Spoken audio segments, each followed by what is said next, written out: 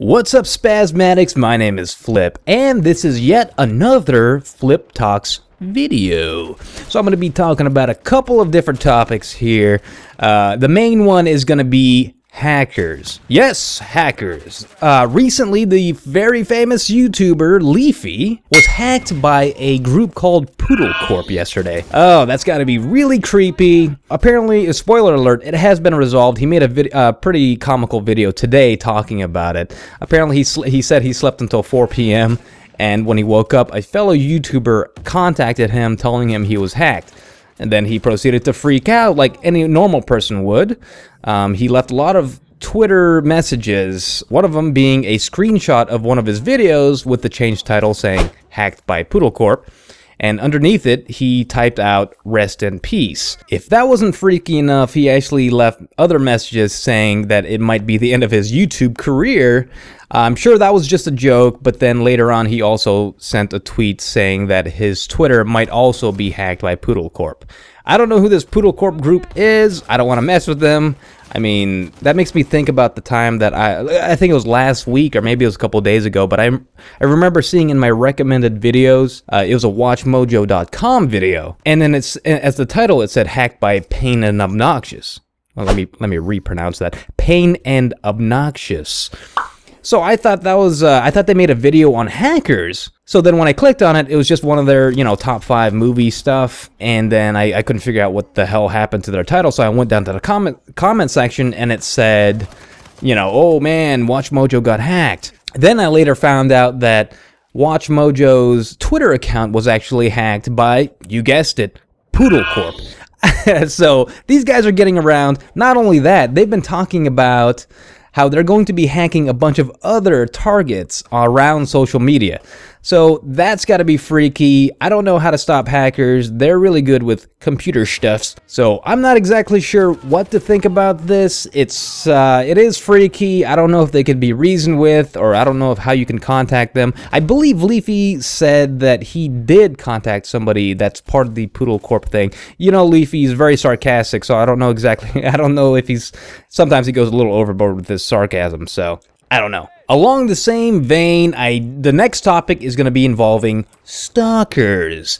Yes, recently Jacksepticeye was stalked by one of his fans from Israel. Now, this fan actually, with their parents, took a flight from Israel to Ireland, and somehow they figured out where he lived, and they decided to stop by and say hello. Now, that seems like an innocent thing, but if you think about it, they are kind of invading his space.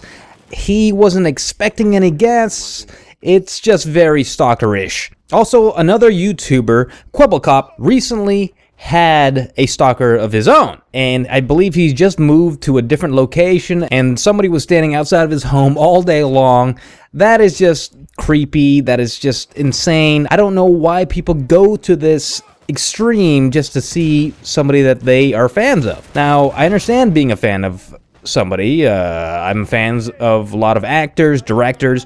I'm even a fan of some YouTubers, but I wouldn't think about going to their home and trying to either see them or say hello or get an autograph. I never get to that extreme, so I can't see why people will actually do that, knowing that the person that they're stalking is not going to like it. They're gonna take offense to it. They're probably going to be annoyed. I'm not entirely sure if Jacksepticeye actually spoke with the person that was outside of his door, but he did mention that the parents were out there with them, which seems a little irresponsible on the parents' part.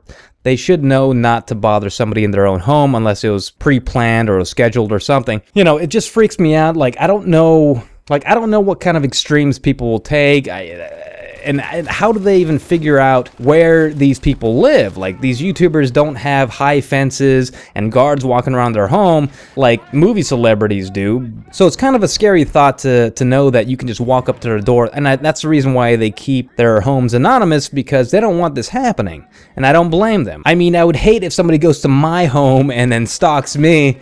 What do you mean I'm not popular enough? What do you mean by Anyway, let me just compose myself here real quick. I mean, I have no fear of being stalked. Obviously, I am not very popular on YouTube.